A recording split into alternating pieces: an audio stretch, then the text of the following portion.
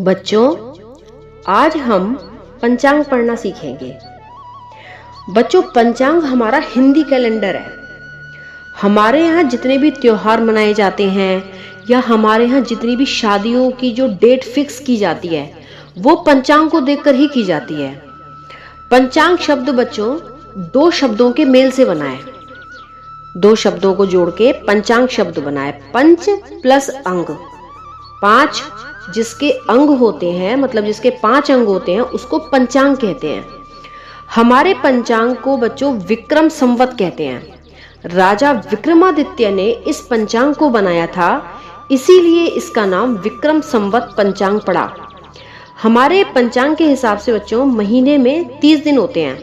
जैसे जो आप इंग्लिश कैलेंडर देखते हो, जो अपने रोज डेली जो आपके घर में टंगा हुआ होता है इंग्लिश कैलेंडर, उसमें किसी महीने में तो 30 दिन होते हैं और किसी में 31 दिन होते हैं। लेकिन हमारे पंचांग में हमारे पंचांग के हिसाब से हर महीने 30 ही दिन होते हैं। हर महीने के 30 दिन होते हैं। फिर इस महीने को 15-15 दिनों के 2 पक्षों में बांट दिया जाता है।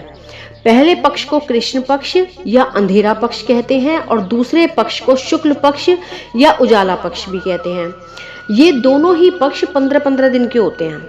अब बच्चों, आपने अपनी मम्मी या दादी को अक्सर ये कहते हुए सुना होगा कि आज पूर्णिमा है या आज अमावस्या है ना। तो बच्चों, ये अमावस्या और पूर्णिमा से ही उनके पक्ष की शुरुआत होती है।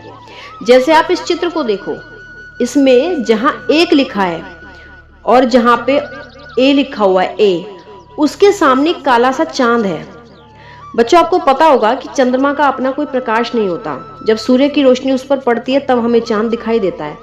तो इस काले चांद का मतलब है कि इस पर सूरज की रोशनी बिल्कुल भी नहीं पड़ रही है, इसलिए ये चांद हमें काला दिखाई दे रहा है या फिर दिखाई ही नहीं देगा। तो बच्चों, जिस रात हमें चांद बिल्कुल भी दिखाई नहीं देता उसे कहते हैं अमावस्या। अब बच्चों, अगले दिन से हल्की हल्की सूरज की रोशनी चंद्रमा पर पड़नी शुरू हो जाती है। इस वजह से हमें चंद्रमा धीरे धीरे बहुत धीरे धीरे दिखाई देने लगता है।